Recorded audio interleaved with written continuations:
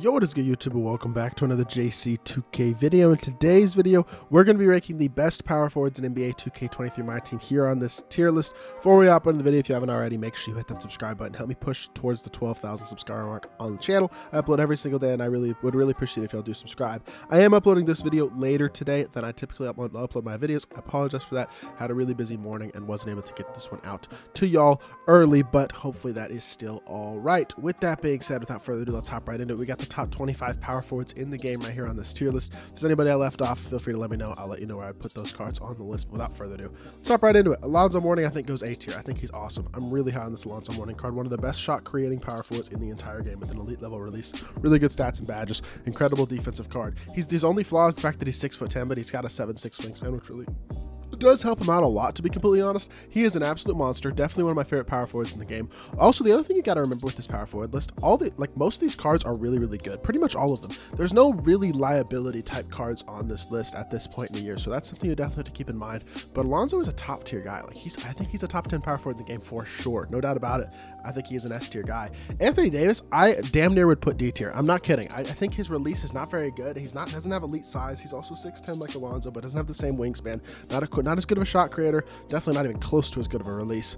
Definitely, I mean, just in a lot of areas, he's really just not that good anymore. 2K has not made Anthony Davis that great of a card. His Galaxy Opal card at the beginning of the year, of course, was awesome, but that was before any of the other cards at the power forward position could shoot or move or anything like that. Even with his Evo, you're looking at 40 Hall of Fame badges, which is awesome. His stats are great, but he doesn't have all the shooting badges, and his movement is not special. His release is not on very quick. He doesn't do anything crazy elite. I mean, he's fine. He's just not incredible. Bull's an S tier power forward. I do think he's better at small forward. With that being said, I still think he's an incredible option at the power forward position. He's 7'2" with a very solid release. He's basically Kristaps Porzingis with better shot creation and better athletic ability at this power forward position. On the same levels of KP for sure, though, with that power forward position, and he is an S tier guy, no doubt about it. Same with Chet Holmgren. Better release than Bull, similar player build. Honestly, probably a better card than Bull, even at the power forward position. He is absolutely incredible, has enough size, 7'1" with a great player build to be an elite level power forward. I understand neither of these guys are probably going to get run at power forward very much, but I felt like I needed to include them because they're both 7'1", 7'2", with elite size and elite player builds that will really allow them to play that power forward position at an elite level. Chris Bosh is going to go C tier for me.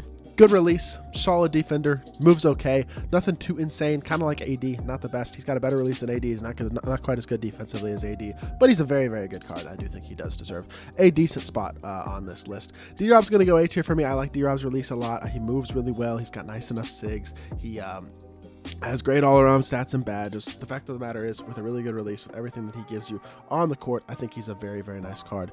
I'm a big fan of him. I think he's an A-tier guy for sure. D tier for DeMarcus Cousins. I'm sorry, I just don't like his release. He doesn't create well enough or anything like that to really be an elite level power forward.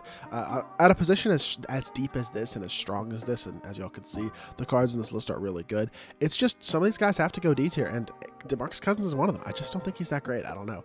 Dikembe is going to go A tier for me as well. Really nice release, great defender, moves okay, not great, but doesn't really need to move that well because he has great size. He's a really good defender. He's got a really nice release as well, and he's a top tier power forward. I mean, he's very good.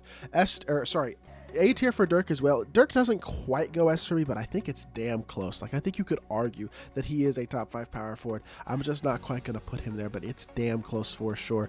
He's an amazing card as well. We got 4 cards in A tier that are all amazing. Dirk is one of them for sure. One of the best pick and pop guys in the game. He's 7'1", moves well, good defender, really good all-around card. Dwight Howard, I think, is going to go B or C. Is he B or C? I'm really not sure. I think I'm going to go B for Dwight Howard. I know his release is not the best, but he is a very good defender. He has tray fade for some reason. He's super fast. He's like a point power forward. He's got a lot going for him, even though I don't love the release, and I think B tier is fair for him. Odin is going to go C tier. Not the best release in the world. Kind of like Dwight's release, but honestly a little bit worse. I think he's also got Dwight base, but it is slower. He's very good. He's very big, which helps him out a lot on the defensive end and in terms of his size and stuff, but I just don't think he quite gives you the shooting ability and the offensive capabilities to be an elite level power forward. So I think at this point he's got to go C tier. Hakeem's B tier as well for me. He's not quite A. Another guy whose release I just don't love. I think everything else about the card is great, but the release is not there, and that does prevent him from being any higher than B tier. Joel Embiid's going to go C tier because I hate the release. His release is an atrocity. Everything else about the card is really good, but his release is bad. Now, he's not bad. I don't think it's bad enough to go quite D tier because we do have a few guys that I do think are worse than him in terms of release or missing a few things or things like that, because Joel is really good in every other aspect, but I just don't like his release. Even on very quick. It's not slow. It's just really ugly and herky-jerky. but everything else with the card is amazing. He's got great sigs, great size, great dunk animations, great stats and badges. Very, very versatile, good player build. I just don't like his release, so that's a C tier guy as well. I think this is an interesting one, but I'm going to put Kareem in B tier. I think some people are going to be like, really? B tier for Kareem? I know he's 7'2", but again, he's another guy who just does not have that great of a release. That's a killer. That's a real killer, to be completely honest, because everything else about the card is super good, but it's another guy who just doesn't have the best release, doesn't have the best shooting stats or badges. He can get everything upgraded and stuff, and it's high enough. He's got like an 83 ball or something like that, where it's not going to be an issue, but I just don't love his release, and again, that prevents him from being an A tier guy. Cat, I think, very similar to DeMarcus, not quite on the level of a lot of these power forwards at this point. Doesn't have the best release. He's not incredibly elite defensively. He's not an incredible shot creator. He's not really super big. He's just kind of there. He's not great. He's a D tier guy. KP is going to be our third S tier player of the video. I think we can guess who the other two are going to be, but KP, just like Bol, really basically the same release, both of them having elite size.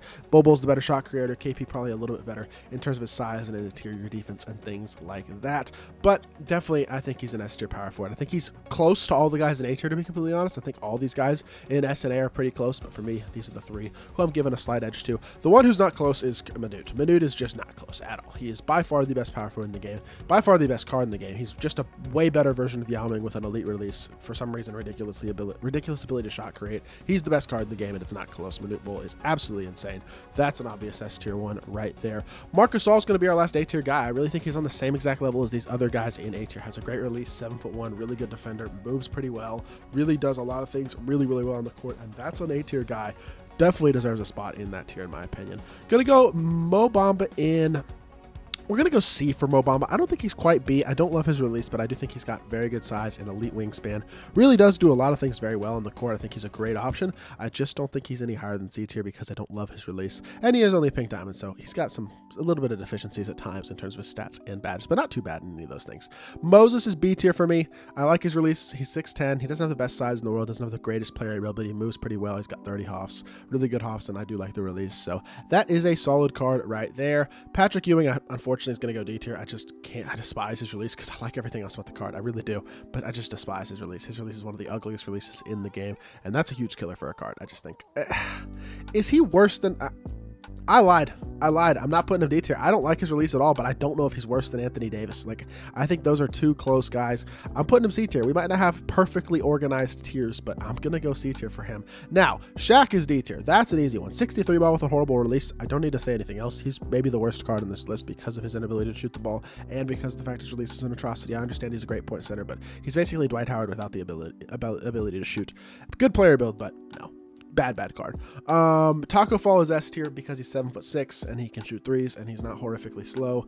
He's ridiculous. He's the second best power forward in the game after Manute. He's absolutely OP, and that's an obvious S tier card right there. Don't think I need to explain that one too much. Tim Duncan, exact same way as... Actually, he's better. I think he's B tier. I really do. Tim Duncan's a good card. I understand his release isn't the best, but he moves well. He's a very good defender. He's got enough size, and I really like... I don't hate his release. Like, I know it's a little slow, but it's not bad. I think he gets the job done pretty well, and I think the release is a little bit less important at the power forward position and the center position than it is at other positions because you can get away with not having the best release sometimes. That's why we have guys like Kareem and Hakeem and Dwight and Tim Duncan who don't have the best releases in the world. Even Moses' release isn't incredible, but all those guys in B tier may not be the best cards in the world in terms of their release, but they're all very good, and I think they all do deserve a good spot. And then finally we have Wilt. Wilt's going to go D tier. Not the best shooter in the world. Do not like his release at all.